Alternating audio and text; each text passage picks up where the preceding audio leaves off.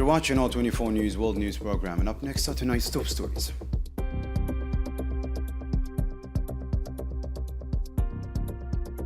Algerian Prime Minister pushes for a strong partnership with Mauritania with practical steps on joint projects, and Nouakchott renews its commitment to shared sustainable development.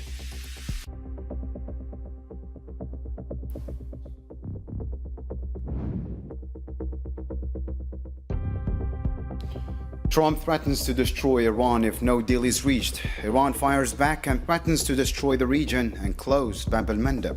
Tehran walks from talks while Washington denies it'll go nuclear.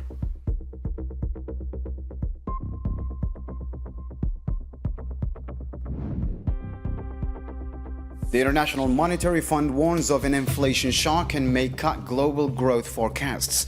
The IEA sees a worsening energy crisis, and as gas gets scarce in Morocco, stockpiling means more coal.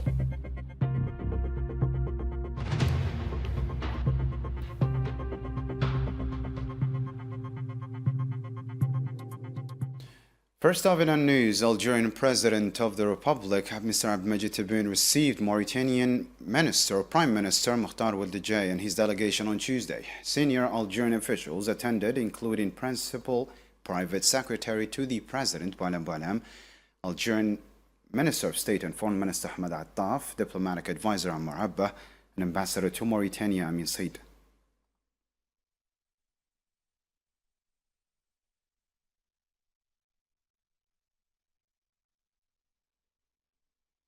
Following the meeting, Mauritanian Prime Minister Mokhtar Oueldejai said that he delivered a written message from President Mohammed Ould Sheikh Al Ghazouani. The message reaffirms Nouakchott's commitment to strengthening ties and deepening partnership with Algeria. We had the honor of being received by His Excellency President Abdelmajid Tebboune. This gracious meeting allowed us to deliver a written message from His Excellency President Mohammed Ould Sheikh Al Ghazouani to his brother President Abdelmajid Tebboune. We also conveyed his sincere fraternal greetings, along with his firm commitment to continue working hand in hand to strengthen, develop and enrich the partnership between our two countries, the Islamic Republic of Mauritania and the People's Democratic Republic of Algeria.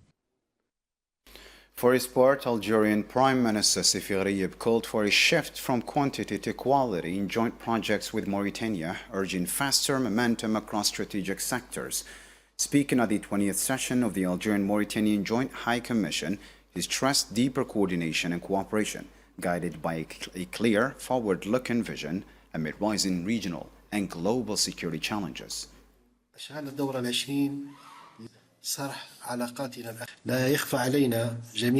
Brothers, our current session is being held under highly sensitive regional and international conditions, marked by successive security challenges that compel us, more than ever, to strengthen coordination and cooperation through comprehensive and forward-looking vision based on dialogue and the exchange of experiences and expertise, particularly among our security institutions. To coordinate these efforts, we must establish a roadmap with a defined timeline to align our outcomes of this committee and ensure their implementation across all areas. We also urge all sectors and stakeholders in our two countries to accelerate the creation of a strong dynamic that will make sectoral cooperation a driving force for development and investment in Algeria and Mauritania by moving from a quantitative approach to a qualitative one focused on developing partnerships in vital and strategic fields.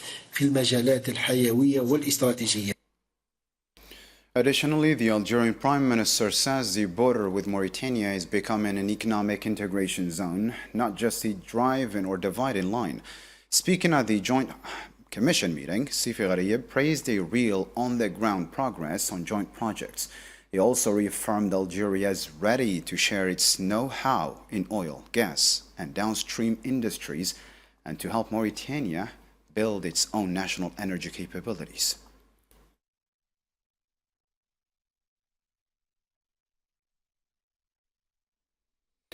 Mauritanian Prime Minister Mokhtar Oueldejai said the wisdom and foresight of both countries' leaders have helped navigate regional crises. At the 20th Joint High Commission, he stressed that this approach underpins their continued commitment to the security and stability of neighboring states. The Prime Minister says holding the latest joint cooperation meeting is a turning point. He called it a pivotal moment, one that locks in both countries' commitment to real, sustainable development. وقد كانت الحكمة الراسخة The steadfast wisdom and keen foresight of our two countries' leaders have served as a safety valve, enabling us to overcome the crises affecting the region and providing the right conditions to pursue a balanced and ambitious development path. This prudent approach has also ensured a firm commitment to supporting the security and stability of neighboring countries, standing by them in facing current challenges with solidarity and support. Algeria and Mauritania just signed 30 bilateral deals. Prime Minister Rifian and his Mauritanian counterpart Mukhtar Waldejai oversaw the signing Tuesday. The agreements cover security, higher education, vocational training, labor, industry, finance, civil aviation, communications, agriculture, youth, sports, environment, plus a memorandum on investment and border development. Rifian says the deals will give a jolt to bilateral ties, boost direct investment, and push development in border regions.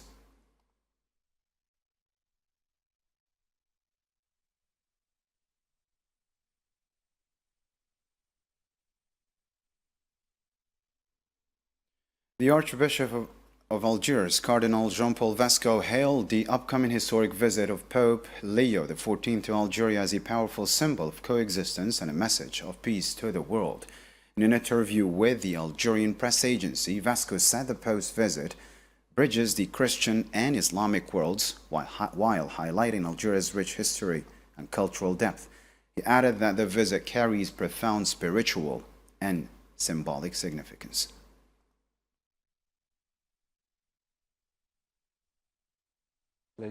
Pope Francis stated his desire to continue building bridges between the Christians and Islamic worlds. This reflects Algeria's identity, its history, and its unique position as a crossroads in the Mediterranean basin between North and South, as well as within the African continent. Pope Leo, before becoming Pope, or even a cardinal, visited Algeria twice. He therefore has some familiarity with the country, its landmarks, and its historical figures such as Saint Augustine. Today he returns in a different capacity, carrying a renewed perspective shaped by his various roles and experiences.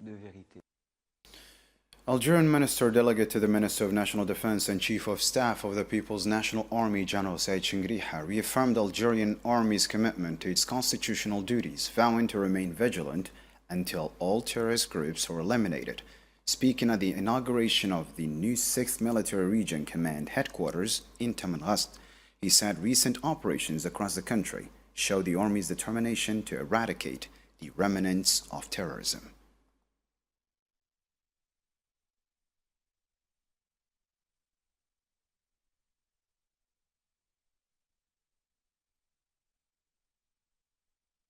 في ظل هذا الوضع المضطرب. In this difficult and unstable context, the People's National Army continues to carry out its mission with determination and vigilance, working to eliminate the remaining terrorist groups and restore security and stability across the country. Recent military operations clearly show the strong resolve of our forces to completely eradicate this threat from Algerian soil, whatever the sacrifices required. Army General Said Chingriha is praising the Army's work against cross-border smuggling. He says troops have taken down smuggling barons and their networks, proving they're ready for complex security threats and challenges. يعرف كفاحنا المستميت. In a related context, a relentless fight against transnational drug trafficking networks continues to yield remarkable results, as evidenced by the significant quantities of these substances seized by units of the National People's Army in close coordination with the security services. Our forces have also succeeded in neutralizing and dismantling smuggling kingpins and their networks, which seek to undermine our economic security. The United Nations voiced serious concern over the U.S. President's threats against Iranian infrastructure, warning that striking power plants or bridges would violate international law. UN Secretary General spokesperson Stefan Dujarric told a New York briefing that international humanitarian law forbids targeting vital infrastructure, even if deemed military, underscoring the binding duty to protect civilians.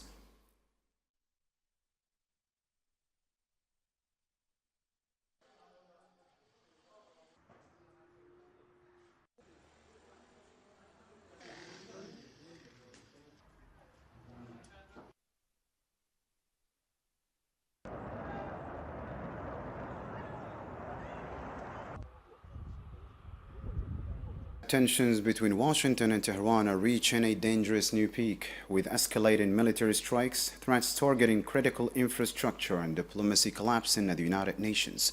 Zahra Farjani reports. The war in Iran has reached a new and dangerous phase, with tensions escalating beyond conventional battlefield strikes. US President Donald Trump has sparked global outrage after issuing one of his starkest warnings yet, threatening the destruction of what he described as an entire Iranian civilization. The warning came as a U.S. deadline for reopening the Strait of Hormuz expired, with no agreement in sight. Shortly after the statement, U.S. forces struck military targets near Iran's main oil export hub, increasing pressure on Tehran over the strategic waterway that carries nearly a fifth of global oil supply. Trump had earlier warned that Iran's infrastructure, including bridges and power plants, could be decimated if the blockade continues. Tehran responded with strong warnings of its own. Iran's Revolutionary Guard says any violation of its red line would trigger a response beyond the region, threatening to cut off oil and gas supplies to the United States and its allies for years. Meanwhile, Zionist airstrikes targeted multiple bridges across Iran, with state media reporting casualties after a railway bridge was hit in the city of Kashan. Iran retaliated by launching missiles and drones toward U.S. allied Gulf states. Saudi Arabia confirmed debris falling near energy facilities, while UAE reported incoming aerial threats. Inside Iran, reactions are mixed. Images circulating on local media show people forming human chains around bridges and power plants in apparent attempts to deter attacks. Diplomatic efforts appear to have stalled. Iran has withdrawn from negotiations after a proposed 45-day ceasefire was rejected by Washington. A separate Iranian peace plan reportedly received no response. At the United Nations, a resolution to ease tensions and reopen the Strait of Hormuz failed after Russia and China vetoed the measure in the Security Council. The position of our country regarding the present-day crisis in the Middle East is principled, consistent, and objective in nature. We condemn the United States and Israel's aggression against Iran. We respect the sovereignty and territorial integrity of all countries in the region. It is regrettable, though, the draft resolution fails to capture the root causes and full picture of the conflict in a comprehensive and balanced manner. It contains one-sided condemnation and pressure, characterizing the situation to the threat to international peace and security, as well as the use of armed escorts. With threats escalating, strikes intensifying, and diplomacy at a standstill, fears are growing that the conflict could expand far beyond the region. And speaking of tensions, Iran has suspended talks with the United States and told Pakistan it will no longer join the ceasefire discussions. The New York Times reports citing senior Iranian officials. Tehran's move follows President Trump's threat to wipe out Iranian civilization. Separately, the White House denied any nuclear strike intentions, reaffirming on X platform that Washington will not go nuclear. Meanwhile, the U.S. State Department urged all Americans in Bahrain to stay put until further notice.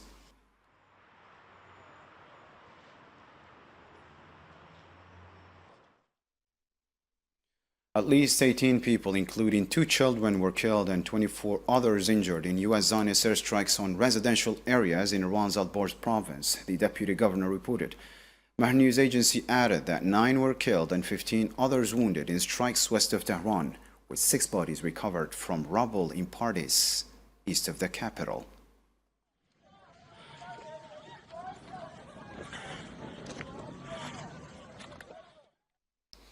Iraqi media report that 4 family members were killed when a rocket hit their home in Safwan near the Iraqi-Iranian border. Basra's governor confirmed the attack on Tuesday, though authorities have not identified who fired the rocket.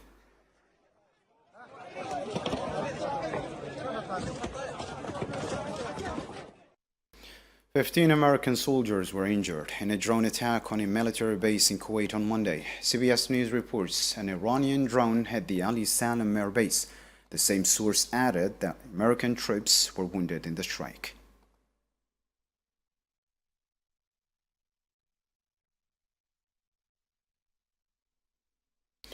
At least 4 people were killed and others wounded in airstrikes on southern Lebanon on Tuesday, according to the Lebanese National News Agency. On Monday night, 3 were killed and 2 others injured in Israeli occupation strikes on Tyre district as attacks continue across the south.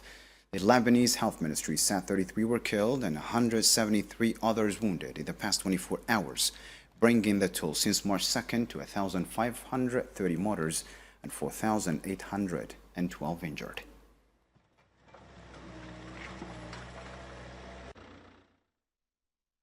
The Middle East war is rattling the global economy. Energy shocks, rising prices, and slowing growth are sparking emergency measures worldwide, threatening to shift the balance of economic power. Samnasib has the details. Kristalina Georgieva, head of the International Monetary Fund, warned the Middle East conflict is driving the global economy toward high inflation, slower growth, and supply chain disruptions. Speaking to Reuters, she said the crisis has cut global oil output by 13% after the Strait of Hormuz closure, creating an unprecedented pressure on energy markets. Georgieva added that the current geopolitical tensions will force the IMF to revise down its global growth outlook in next week's report after earlier expectations pointed to a possible increase to 3.3%.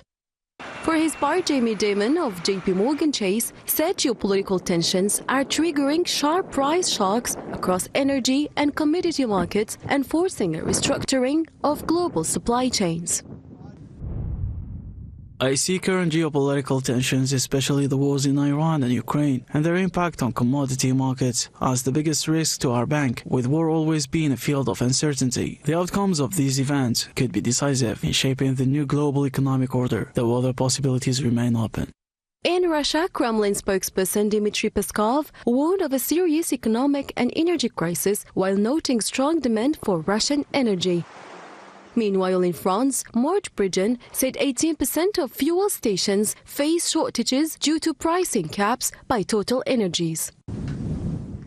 Warning from the International Monetary Fund and the International Energy Agency point to a worsening global outlook as the Middle East conflict drives energy disruptions, higher inflation, and slower growth. The crisis could become a turning point for the global economy. Morocco's gas imports just hit their lowest point in decades, plunging 71% in only 15 days. Energy platform Taqar reports, citing North African risk consultants, that the average daily supply over the last 2 weeks fell to 7.2 gigawatt hours. Just 2 weeks earlier, it stood at 25. The report points to a clear pivot from Rabat. Coal is back in the driver's seat, specifically Russian coal.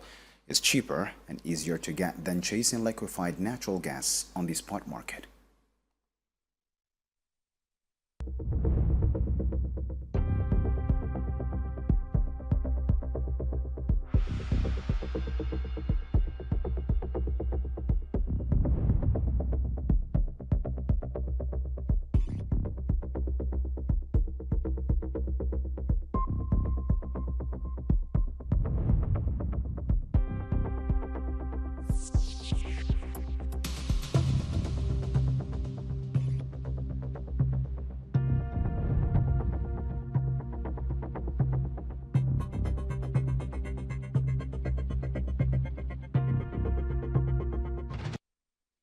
Today marks 70 years since the 1956 agreement between Spanish authorities and Morocco, a date that sealed the Rif's political fate and a decision that the Rifian National Party says was made without consulting the people directly affected.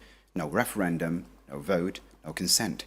In a statement on the occasion, the party is calling on Spain to acknowledge this historical reality and support, through peaceful and legal means, the Rifian people's right to self-determination. They added that justice and stability go hand in hand and insist the voices of the Rifian people must finally be heard and respected.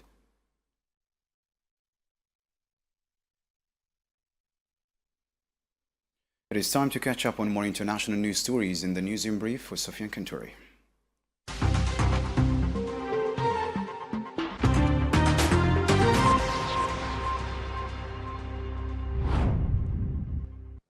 Tunisian President Kais Saied said he will continue confronting attempts to undermine the country and stand against what he described as agents and conspirators. Speaking during a ceremony marking the 26th anniversary of the death of former President Habib Bourguiba, Saied stressed the need for unity to build a nation and combat corruption. Sudan's State Minister at the Finance Ministry, Mohammed Noor Abdel Dayem, revealed that more than 28 pharmaceutical factories have been damaged or destroyed as a result of the ongoing war in Sudan. During a meeting with the head of the World Health Organization mission in Sudan, the minister said the health sector has been severely affected, particularly in the state hosting displaced populations. Ukrainian officials said that 7 people were killed and 20 others injured after Russian drone strike targeted a bus in the city of Nikopol in the Dnipropetrovsk Oblast in southeastern Ukraine. Ukraine's Interior Minister Ihor Kalimenko said on Telegram that Russian forces are carrying out destructive strikes against public transport during peak hours, accusing Moscow of deliberately targeting civilians. The Algerian women's national football team will begin a training camp this Tuesday in Algiers as part of preparations for 2026 Women's Africa Cup of Nations scheduled for next July. Head coach Farid Benstiti has called up a squad of 26 players for the camp, which will run until April 10th.